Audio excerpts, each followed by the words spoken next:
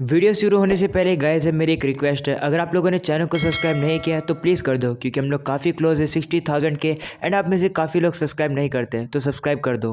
बीच tamer episode 7 की starting में हम लोग सोरा को देखते हैं, जो कि पेड़ के पास खड़ी होती है और थोड़ी देर पहले की बात को याद कर रही होती है, जहाँ पर वो रेन को बताती है कि शैडो नाइट ने उससे कहा था कि वो फॉरेस्ट के बैरियर को आज शाम तक हटा दे, और अगर ऐसा उसने नहीं किया तो वो उसकी छोटी बहन को मार देगा। ये सुनकर तान्या कहती है तो आज ही हमें सब कुछ करना होगा। तो रेन उसे पूछता है कि आखिरकार वो शैडो नाइट है कहाँ, तो वो बताती है वहाँ जंगल के अंदर, और उसकी बहन रूना भी वहीं पर है। तो रेन उसे कहते हैं ठीक है, बाकी सब तुम हम पर छोड़ दो, और वहाँ से जाने लगता है। लेकिन तभी सोरा उसको रोक लेती है और कहती है कि मुझे भी तुम्हारे साथ चलना चाहिए। तो रेन उसे कहते हैं नहीं, अगर शैडो नाइट को पता लगा कि तुमने उसे धोखा दिया है तो वो पता नहीं रूना के साथ क्या कर देगा। मुझे पता है कि तुम्हें अनईजी फील हो रहा है, लेकिन मैं चाहता हूँ कि तुम हमारे यहीं पर वेट करो। तो सोरा भी मान जाती है और कहते हैं कि मैं तुम सभी पर बिलीव करती हूँ। और अब अगले सीन में हम लोग देखते हैं कि वो लोग शैडो नाइट के पास पहुंच जाते हैं, जहाँ पर वो देखते हैं कि रूना को बांध कर ऊपर रख रखा है। और अब रेन काउंटिंग करने लगता है और कहता है जैसा प्लान है उसके मुताबिक काम करते रहो। और अब 3 गिनने के बाद सभी लोग बाहर निकलते हैं और रेन जाकर सबसे पहले शैडो नाइट के ऊपर फायरबॉल से हमला करता है और वो जलने लगता है, लेकिन उसे कुछ भी नहीं होता है। वो कहने लगता है कि मुझे नहीं पता कि तुम कौन हो, लेकिन मैजिक मेरे ऊपर काम नहीं करता।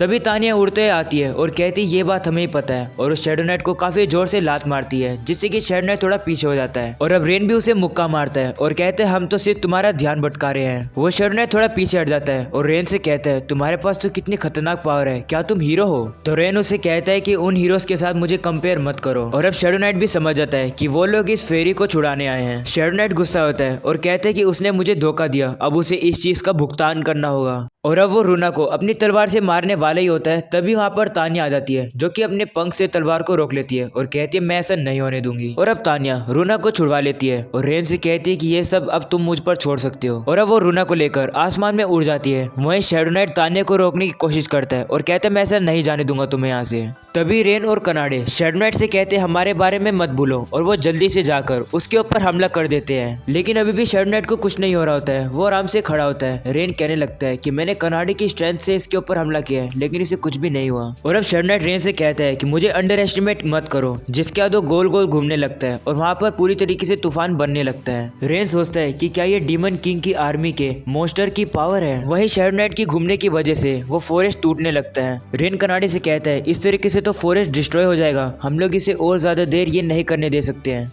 और अब रेन कनाडे से कहता है कि मैं इसका ध्यान भटकाऊंगा और तुम जाकर इसको काफी जोर से पंच मारना। तो कनाडे रेन से कहती है मुझे नहीं लगता कि मुक्के से इसका कुछ होगा, क्योंकि ये कुछ ज्यादा ही स्ट्रॉन्ग है। तो रेन उसे कहते हैं उसकी चिंता तुम मत करो, मेरे पास एक प्लान है। और अब रेन फॉरेस्ट में आता है, जहाँ पर वो सर्च करना शुरू करता है और उसे एक बी का छत्ता मिल जाता है, जिनको वो टेम कर लेता है। वहीं हम लोग देखते हैं कनाडे शैडो नाइट से छुपी होती है, तभी वहाँ पर सारी बीज आ जाती है और अब सभी बीज मिलकर उस शैडो नाइट का ध्यान भटका रही होती है, जिसके बाद रेन कनाडे के पास आता है और कहते तुम्हें ये अभी करना होगा। और अब रेन एक स्पेल का यूज करने लगता है और कनाडे से कहते हैं कि तुम अपनी स्ट्रेंथ को पूरी तरीके से रिलीज कर दो। वही कनाडे को एक बूस्ट मिल जाता है, जहाँ पर वो फील कर सकती है कि उसके अंदर काफी ज्यादा पावर आ चुकी है। और अब कनाडे जाकर शैडो नाइट को काफी जोर से एक मुक्का मारती है, जिससे कि शैडो नाइट की बॉडी के अंदर एक होल हो जाता है और अब शैडो नाइट हार जाता है और वहां से गायब हो जाता है। और अब कनाडे रेन से पूछती है आखिरकार तुमने किया क्या जिससे मुझे एक बूस्ट मिल गया। तो रेन बताते हैं कि वो टेमर का एक यूनिक मैजिक था, और अगर सिंपली बताऊं तो ये एक ऐसा मैजिक था जिससे कि तुम्हारी ओरिजिनल स्ट्रेंथ थोड़ी बढ़ सकती थी।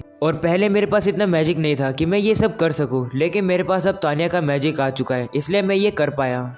तभी वहाँ पर तान्या भी आ जाती है। तो रेन उससे पूछता है रूना ठीक है या नहीं, जिस पर तान्या बताती है हाँ, ये बस थोड़ी देर के लिए बेहोश है। और अब वो रेन से पूछती है मुझे सबसे पहले ये बताओ कि जो बूस्ट मैजिक है वो तो एक लॉस्ट मैजिक है, तो तुम्हें ये कैसे आता है? तो रेन बताता है ये भी मैंने अपने होम टाउन में सीखा। वही कनाडे कहती है चिंता करने की कोई जरूरत नहीं है, इसी मैजिक ने तो हेल्प करी सोरा की बहन को बचाने के लिए। और अब कनाडे खुश होकर एक विक्ट्री पोज बनाने लगती है। वही हम लोग देखते है कि रूना को भी होश आ जाता है और वो पूछते है कि तुम लोग कौन हो। तो रेन उसे बताती है कि तुम्हारी बहन ने हमें यहाँ पर भेजा है तुम्हें बचाने के लिए। और अब रूना भी खुश जाती है और कहती है अच्छा मेरी बहन ने।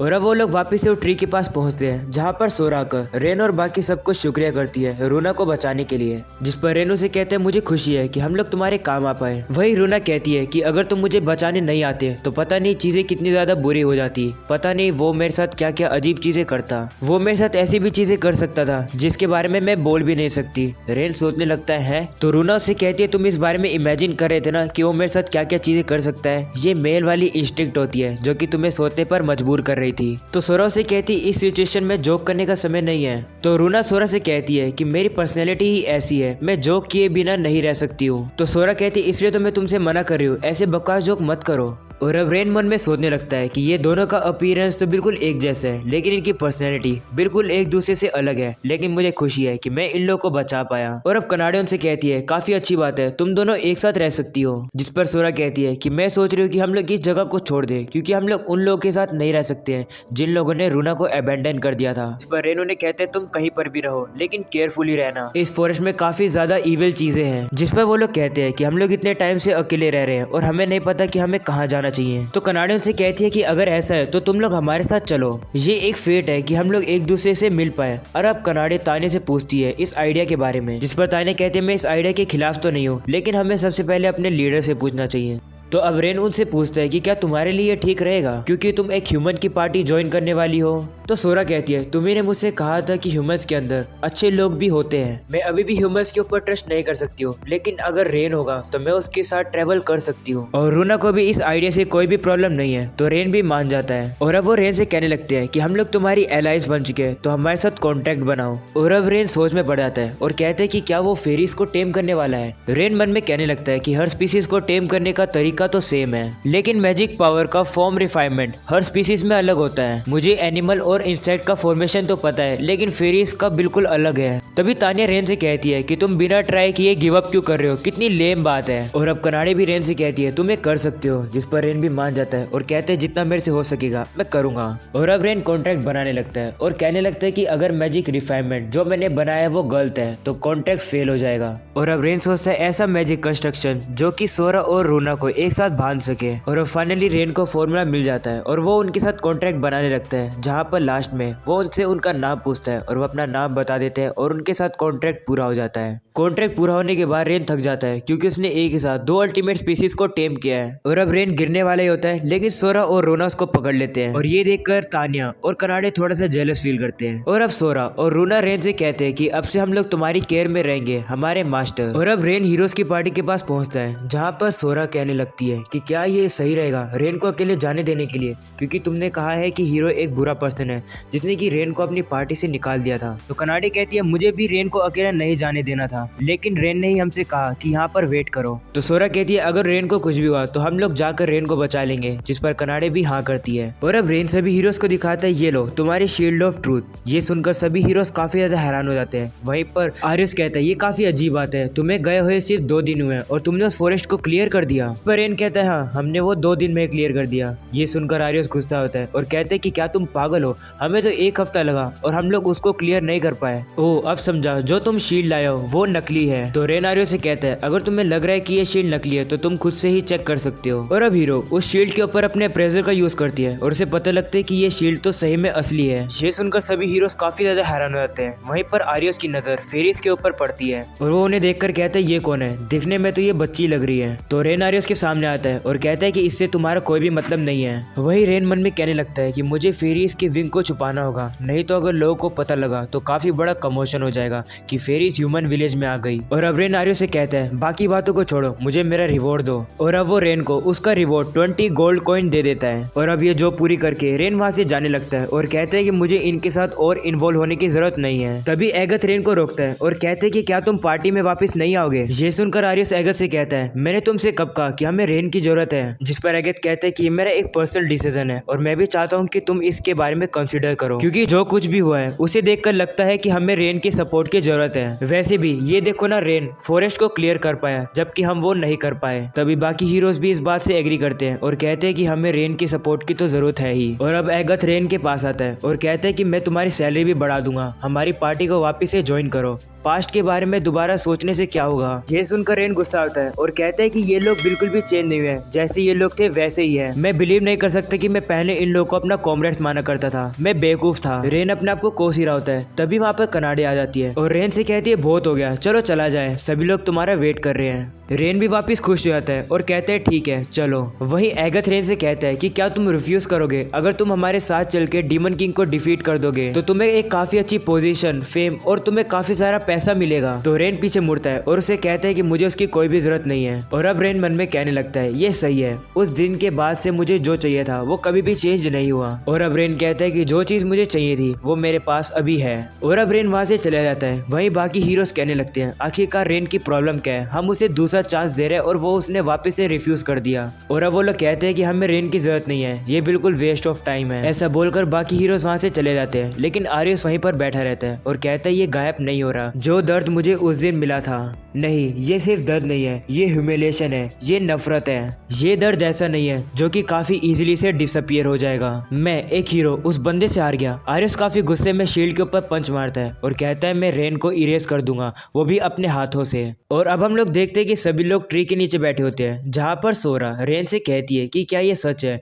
कि सिर्फ हीरो ही डीमन किंग को हरा सकते हैं। बाकी लोग भी कहने लगते हैं कि हम भी काफी क्यूरियस है कि सिर्फ हीरो ही क्यों डीमन किंग को हरा सकता है। तो रेन उसे बताता है कि कहानियों के हिसाब से काफी समय पहले एक डीमन किंग ने अपनी पावर का यूज करके सभी ह्यूमंस को अपना स्लेव बना लिया था। डीमन किंग को हराने के लिए पहला हीरो जिसने की गॉड के साथ कॉन्ट्रैक्ट बनाया और गॉड का ब्लड मिल गया उसे, और जिस हीरो को गॉड की पावर मिली थी उसने डीमन किंग को हरा दिया और सभी लोग को फ्री करके इस वर्ल्ड के अंदर शांति ले आया। ये थी हीरो की लेजेंड। ये सुनकर तान्या कहती है कि पहला हीरो तो काफी ज्यादा अच्छा था। ये सुनकर कनाडे कहती है कि अब के कंपेयर में तो हीरोज काफी बेकार हो चुके हैं। तो रेन कहता है हीरो ने जो गॉड का ब्लड लिया था वही काफी इंपॉर्टेंट चीज थी। नॉर्मल पीपल की ग्रोथ की एक लिमिट होती है और इसी वजह से भले वो कितना ज्यादा ट्रेन कर ले, वो इतनी स्ट्रेंथ नहीं पा पाएंगे कि वो डीमन किंग को हरा सके। लेकिन हीरोज डिफरेंट होते हैं, उनकी बॉडी के अंदर गॉड का ब्लड होता है, जिससे कि उनके पास कोई भी लिमिट नहीं होती है। वो ग्रो करता रहता है और अपनी स्ट्रेंथ को इंक्रीज करता रहता है एक पॉइंट तक जहाँ पर वो डीमन किंग को हरा सके। रेन बताता है कि लिमिट ब्रेक नाम की पावर हीरोज को दी जाती है ताकि वो डीमन किंग को हरा सके। सुनकर कनाडे कहती है लेकिन आर्यस तो काफी ज्यादा वीक है। तो रेन बताता है अभी नहीं, अभी उसे थोड़ा टाइम लगेगा ताकि वो स्ट्रॉन्ग हो सके और डीमन किंग को हरा सके।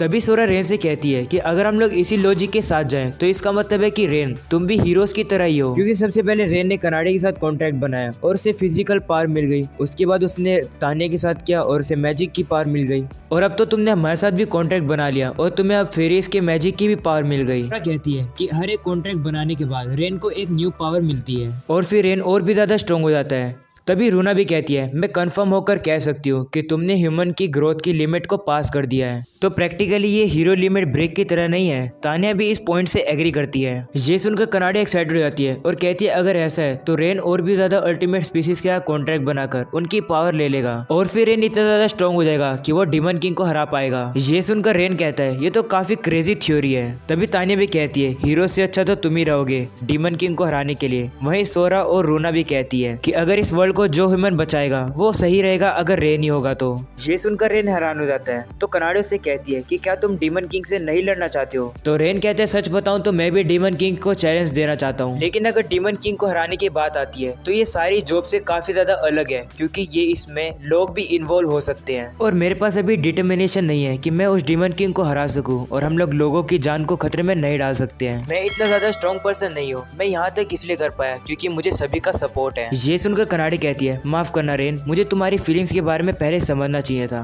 तो रेन कनाडे से कहते हैं कोई बात नहीं, और वो कहता है कि अगर हम लोग इस बारे में बात करें तो मैं इस बारे में जरूर सोचूंगा और उसके बाद मैं सोचूंगा कि मुझे क्या करना चाहिए। उसके बाद मैं तुम लोग को आंसर दूंगा। ये सुनकर सोरा और रूना कहती है कि हम लोग तुम्हारे आंसर का वेट करेंगे। और अब कनाडे रेन से कहती है चाहे तुम्हारा आंसर जो भी हो, लेकिन एक चीज जो चेंज नहीं होगी वो है ये सच्चाई कि हम लोग हमेशा एक साथ ही रहेंगे। जिस पर रेन भी कहते हैं हाँ शुक्रिया। और अब रेन मन में कहता है कि अब से मैं जो भी करूंगा चाहे कुछ भी हो, और लगता है जो मेरा टाइम है वो आ चुका है मेरा पाथ चुनने का। और यहीं पर ये वाला हो जाता है एपिसोड खत्म। तो जोर से लाइक करना और सब्सक्राइब करना इस चैनल को।